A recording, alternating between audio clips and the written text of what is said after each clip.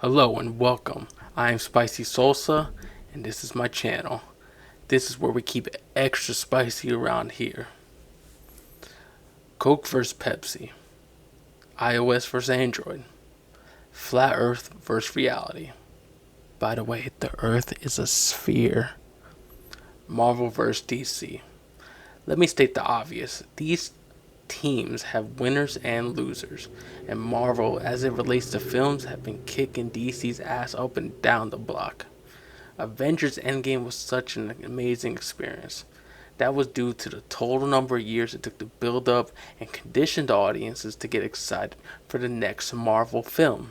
DC was playing catch up and trying to conjure those same emotions that Marvel tapped into with a sloppy, sped up bootleg MCU known as the DCEU. This was not worked out for plenty of reasons. Looking at your Batman vs Superman, Suicide Squad, and one of the most horrifying, terrible movies of all time, Justice League. But, Spicy Salsa, how can you then say DC will be greater than Marvel over the next decade? Marvel has everything going for it, including a proven process. The short answer to how DC will dominate the next decade in film is you, the consumer. And what I will try to explain to you is that it is not your fault. Because, like the wise man once said, the customer is always right. The MCU has peaked, and their greatest strength will now become their greatest weakness. Let me explain. Time. Time is a valuable thing. Time is money, and investing your time into your interests and hobbies is slowly disappearing as fast as our attention span. Remember the Area 51 raid? Yeah, me neither. On Statistia.com, there's an article showing the breakdown of the population of moviegoers from 2017 to 2018. As you can see, the millennial generation is double or nearly double every population group listed on this chart. So now that we see that we have, as of right now, millennials are the primary moviegoers as of right this moment.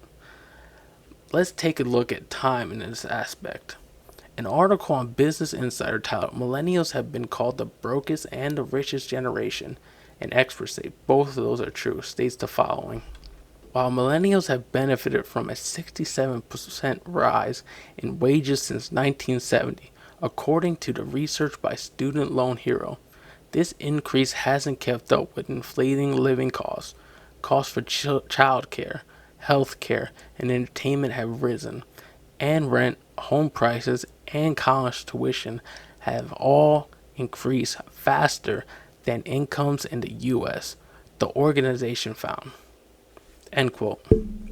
What I take from that is, yes, technically we have more money now than ever before, but everything is so damn expensive that we have less disposable income than any other generation. So we have less disposable income and less time because, according to this chart, by 2025 we will make up 75% of the workforce. While my next statement is anecdotal, I know, and you might know, or might be someone who has multiple jobs and can't find the time to scratch their own ass, let alone go to the movies and stay up to date on everything that is going on in film. So what does this have to do with DC being greater than Marvel over the next decade of film? The MCU is something you must commit time and spend a lot of hard-earned money on in order to understand what the hell is going on in that universe. I am sitting here and thinking, damn, the MCU Phase 4 is coming out soon, and I just don't have the time, the money, or the energy to invest another 10 years in a universe that is essentially just rebooting itself. It took the 3 phases to introduce build-up and complete the overarching arch of Thanos over 10 plus years. I can't go through that again. That is insane. Phase 1 through 3 is a once in a lifetime thing where mentally I can invest in watching every single movie all over again to know what's going on. It would take a miracle for Marvel to ever reach the peak that was Endgame. What are the complaints that film lovers have about cinema today? Why do we need a sequel for this? A prequel for that? They should have just let the one movie stand alone. How have they ruined it? They have destroyed my franchise. They have destroyed my favorite character. Why are they rebooting this? Why are they remaking that? You get what I'm saying. I have paid attention to the film landscape and I have noticed these complaints time and time again. And all of those complaints I have just listed is exactly what Marvel is going to be bringing to the table in Phase 4 and beyond. Remember when MySpace was the best thing ever? It was the trend. It was the cool, unique thing. That trend ended with Facebook kicking its ass to the curb. The trend of long drawn out 10 plus year movie plans is MySpace right now. Here comes the next big trend, which DC is smartly jumping on. The one-offs comic elsewhere stories. You won't get sequels to one-offs. You won't get prequels to one-offs. They can't destroy your franchise in one-offs. One-off comic book stories are going to be amazing, and here's a few reasons why. You only have to see the film to understand what is going on. The one film. For producers, you do not have to worry about anything but that movie. No tie-ins, no effect on the rest of the universe, no power scaling problems, no where are the other heroes during this time in crisis. The acronym KISS is perfect for the reason why one-offs is going to be great. Keep it simple, stupid. Out with all the complications for producers and the consumer, they can just sit there and create one amazing movie. One thing I would always think about in the MCU movies is where the hell is everyone else to help out in that protagonist's story? Especially when there are massive cities being destroyed. It doesn't make any sense to me. It always takes me out of the movie. Now, there are a few exceptions to that rule, but whenever I see it, like I said, it takes me out of the movie. Joker is the start of a decade of DC films dominance. This was a complete and utter experiment for DC, and it has appeared to greatly pay off. It won off with an extremely popular character that is on a low budget compared to the likes of blockbuster movies. A beautiful, done, and artistic film that is going to be Oscar worthy and raking a lot of sweet cheddar. Look at all the raving reviews so far. As millennials, when it comes to entertainment, it has to be time efficient and cost efficient, which is everything the one-offs are. You only have to go to one movie once and you have the complete picture of what you just saw.